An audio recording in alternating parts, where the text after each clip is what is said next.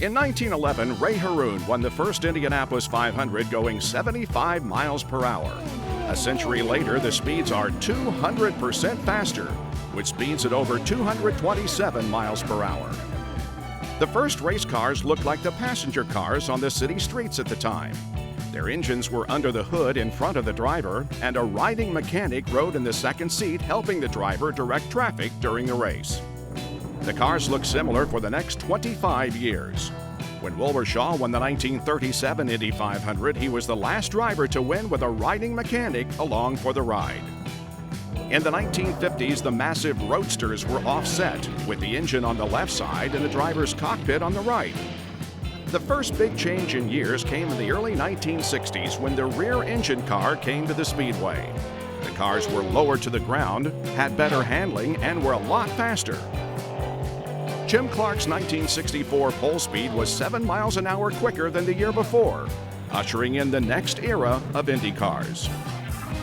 In the 1970s, the cars added wings and side pods. The cars could now go faster down the straightaway, and the drivers didn't have to slow down in the corners.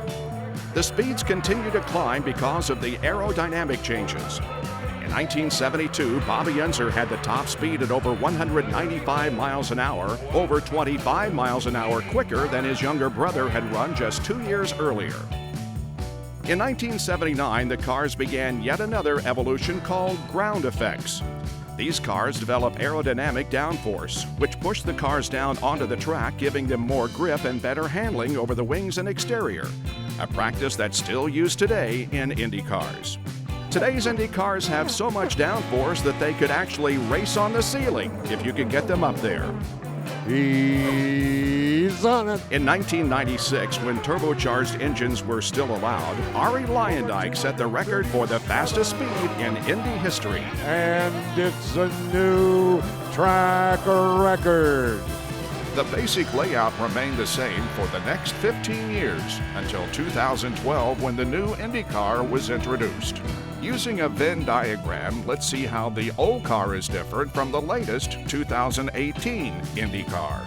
The new car is longer, wider, taller, but weighs less than the old car. The fuel cell is smaller and the engine is turbocharged and weighs less. Let's now look at how the two cars are the same. They both have a 6-speed gearbox and race on the same racing tires. Starting in 2018, a universal aerodynamic bodywork kit, including the side pods, wings, and engine cover, will be mandatory. All cars will be aerodynamically similar in order to make for very close racing. They've been racing at the Indianapolis Motor Speedway for over 100 years. The cars have looked different through the years, but as IndyCar designs evolve, safety and speed continue to improve and increase.